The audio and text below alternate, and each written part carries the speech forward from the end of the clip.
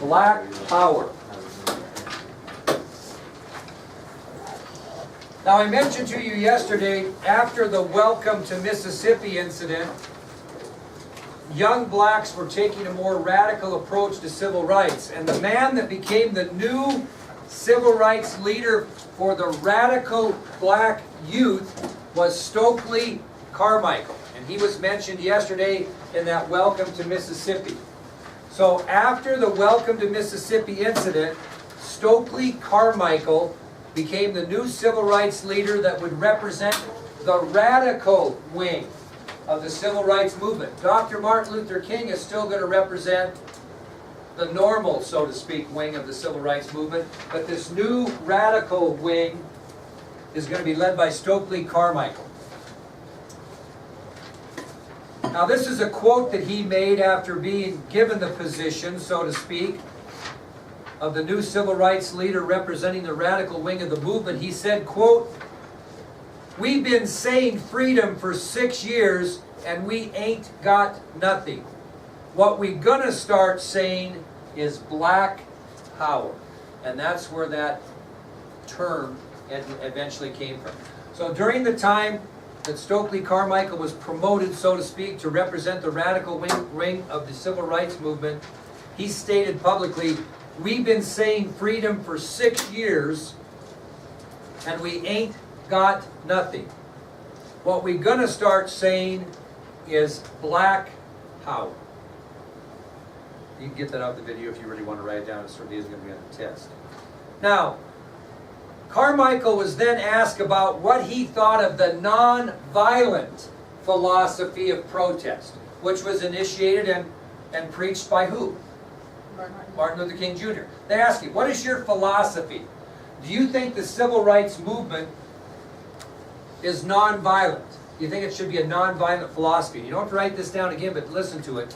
He simply stated, "Now I have said time and time again, the only thing non-violent about the civil rights movement has been Martin Luther King. Now we have never defined it as a way of life. I never have. I have always defined it as a tactic." So what he's saying is that the only part I believe that's non-violent about the civil rights movement is Martin Luther King. You know, I don't believe in that. Okay, I just define it as a tactic. One of the ways to protest civil rights is non-violent. It just so happens I'm not an advocate of that. Well, what was Dr. King's philosophy of the Black Power movement? He believed it was one of the most dangerous challenges to the civil rights movement. Dr. King was totally against, obviously, this Black Power movement. He thought it was one of the most dangerous challenges to the civil rights movement. One of the most dangerous challenges. And he was quoted as saying about that, and you don't have to write this down, again, listen. He said, "We are all seeking political and economic power, but the phrase black power gives the wrong connotation." What's your first thought when you hear black power? Does it seem nonviolent to you? No, it seems more militant, doesn't it? And that's what he's saying. He says, we all are seeking political and economic power, but the phrase black power gives the wrong connotation. Well, after the incident with James Meredith, and during the formation of this Black Power movement, led by Stokely Carmichael, a new group emerged known as the Black Panthers. A new radical civil rights group emerged known as the Black Panthers. And they were considered a militant organization. So not only did Black Power come to rise, but you started having organizations come up with the radical philosophy. The best known were the Black Panthers, a militant organization. Anybody know where they were founded? What city they were founded out of? What? No? Opposite side of the country. This football team's kind of known for their nastiness. Oakland. It was formed in Oakland. Okay? So the Black Panthers were a radical, violent, militant group that was founded in Oakland, California. And the two men that founded the Black Panthers were Huey Newton and Bobby Seale. I just happen to have an envelope. That's the return address of an envelope that Bobby Seale wrote to someone there in his hand. So the Black Panthers were a radical, violent group founded in Oakland, California, led by Huey Newton and Bobby Seale. And what do anybody see any of this? What did they wear for attire normally? Anybody know? A black beret. Yeah, black beret. Okay. Now, Newton, to tell you how hardcore he was and how militant Huey Newton was, he once said publicly, political power comes through the barrel of a gun. That was his philosophy. Political power comes through the barrel of a gun. Now, the Black Panthers were the most publicized group in the United States that advocated the Black Power issue. If you heard Black Power, you thought Black Panthers. You thought Huey Newton. You thought Bobby Seale. Very, very militant, radical, violent group that served the civil rights movement in the 1960s. All right, kiddos, that'll take you to something important, and this is where you can get that assignment out that I gave you for this test material, and we'll just write it down together and save you some trouble and time. And what does it say, Brady, on the top of that assignment? Nice and loud so everybody can hear. Keep going. Comparing Dr. Martin Luther King Jr.'s nonviolent philosophy and civil rights movement and Black Power. Okay, so we want you to compare the nonviolent philosophy of civil rights of Martin Luther King Jr. and the philosophy of Black Power. And I'm going to give you 4 bullet points comparisons. So write these down on your assignment. This is a comparison of Martin Luther King Jr. and the Black Power and their philosophies. Number 1, Martin Luther King Jr. believed in a non-violent approach to civil rights. Number 1, Martin Luther King Jr. believed in a non-violent approach to civil rights. Whereas the Black Power movement believed in armed self-defense. So the first example, first bullet point, Martin Luther King Jr. believed in a non-violence approach to civil rights, whereas the Black Power movement believed in armed self-defense. Quite a contrast, isn't it, between the two? One more time, Martin Luther King Jr. believed in a non-violent approach to civil rights, whereas the Black Power movement believed in armed self-defense. Number 2, Martin Luther King Jr. believed in the integration of blacks and whites. Martin Luther King Jr. believed in the integration of blacks and whites. Whereas the Black Power movement believed in total separation of blacks and whites. So Martin Luther King Jr. believed in the integration of blacks and whites. The Black Power movement believed in total separation of blacks and whites. Number 3, Martin Luther King Jr. believed in working with the system. Working with the system. What does that mean, Josh, if you're working with the system? Go along with it. Go along with it. Even though you might not agree with it, you're going to work with the system. Okay? You're going to try to make things work out even though you don't agree. Whereas Black Power believed in preparing for revolution. Whereas Black Power believed in preparing for revolution. So, number 3, Martin Luther King Jr. believed in working with the system. The Black Power movement believed in preparing for revolution.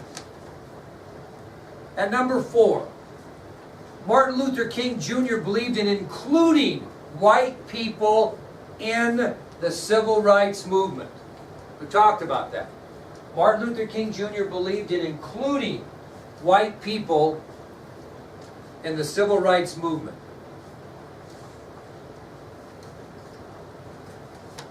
Whereas the Black Power movement believed in excluding white people from the civil rights movement. So Martin Luther King Jr. believed in including white people in the civil rights movement. The Black Power movement believed in excluding white people from the civil rights movement. Now, I will guarantee you that will be on your test Tuesday. Also, you will be required to turn this sheet in that I gave you by the end of the day, 3:30 today, so I can look it over and make sure it's correct. Those that are leaving tomorrow, make sure it's correct and turned in so I can say, yeah, that's what you need to study off over the weekend. Okay? So, the last one was that Martin Luther King Jr. believed in including white people in the civil rights movement, whereas the Black Power movement believed in excluding those. Anything on the back of that, Brady?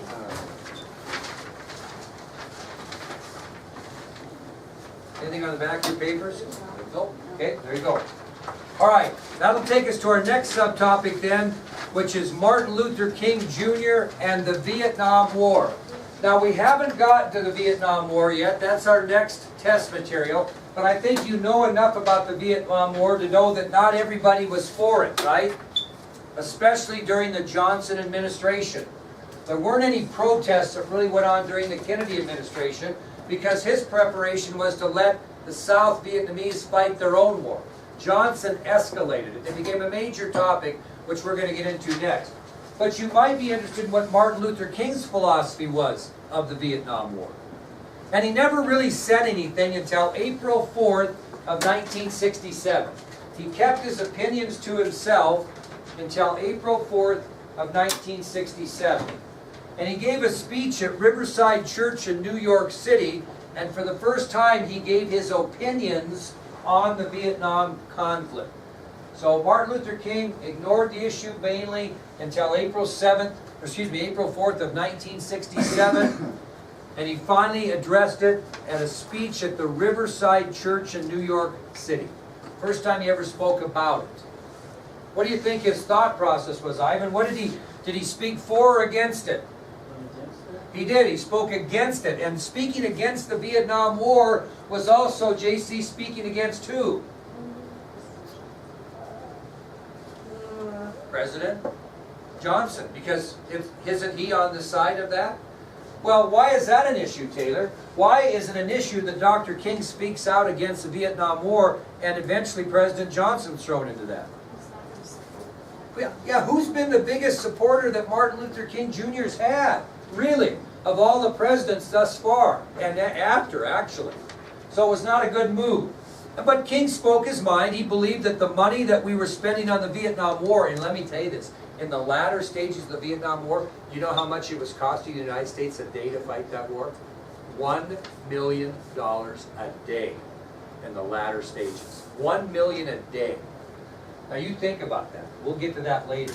So King has a point. Let's take this money that we're spending on the Vietnam War and use it at home to fight poverty. That was his point in his speech. You know, I get it, but we're spending $1 million a day to fight a war, and we're not helping our own impoverished people in America. That was his point.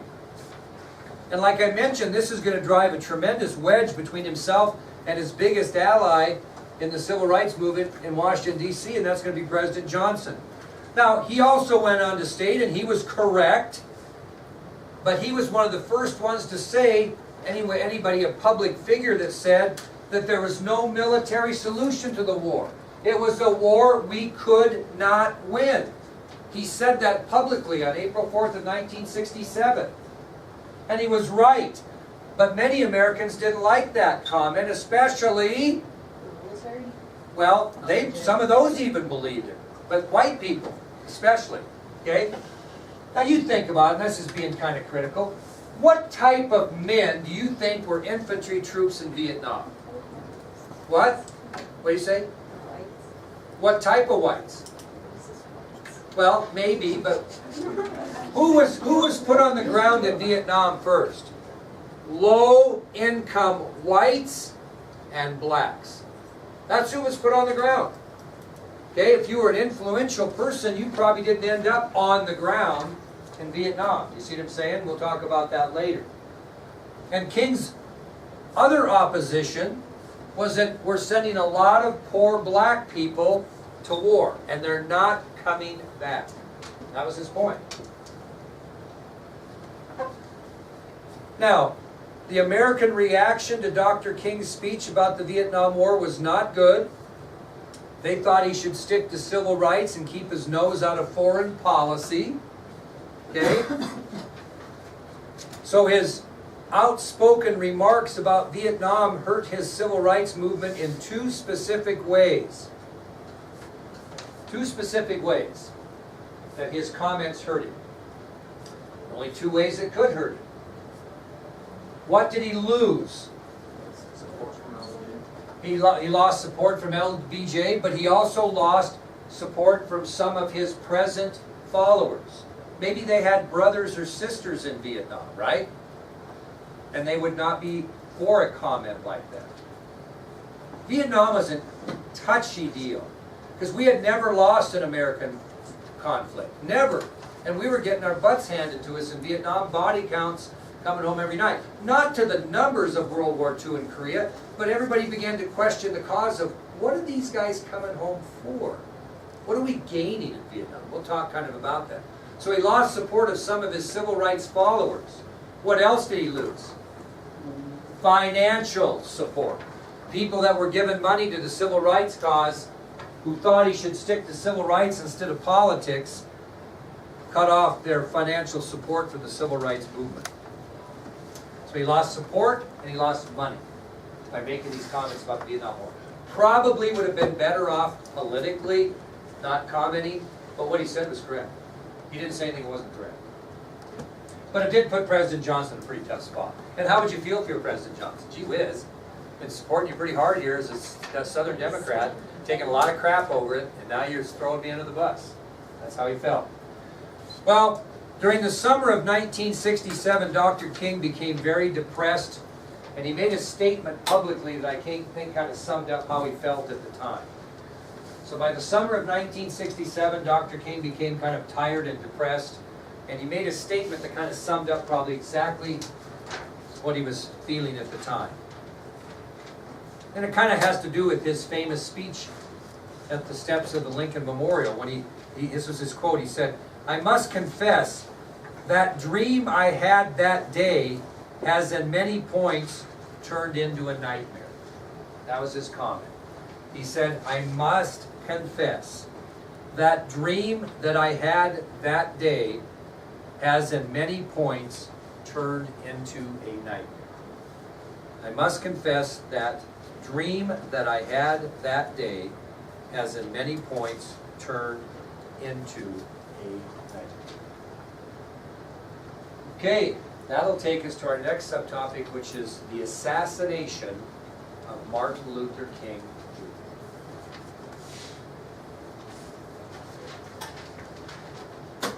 The assassination of Dr. Martin Luther King. Anybody know much about this? Anybody know anything good? That's probably good. Anybody know where he was killed? In a car. He at a hotel. Anybody know what city he was in? What? Close, not Southern City, kind of. In late March of 1968, Dr. Martin Luther King Jr. traveled to the city of Memphis, Tennessee. In late March of 1968, Dr. Martin Luther King Jr. traveled to the city of Memphis, Tennessee.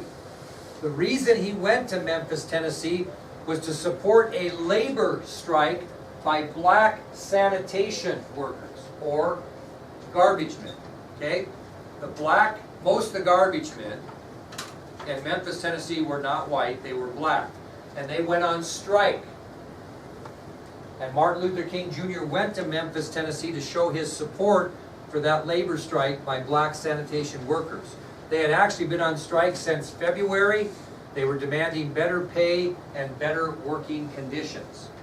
So these black sanitation workers in Memphis, Tennessee were on strike since February. Been on strike about a month or more. maybe almost 2. And they were demanding in their strike better pay and better working conditions.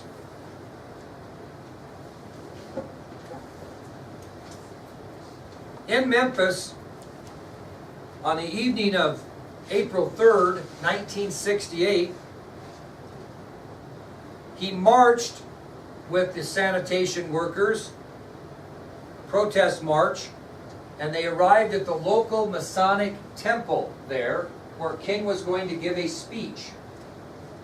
So on April 3rd of 1968, Dr. King organizes a march in support.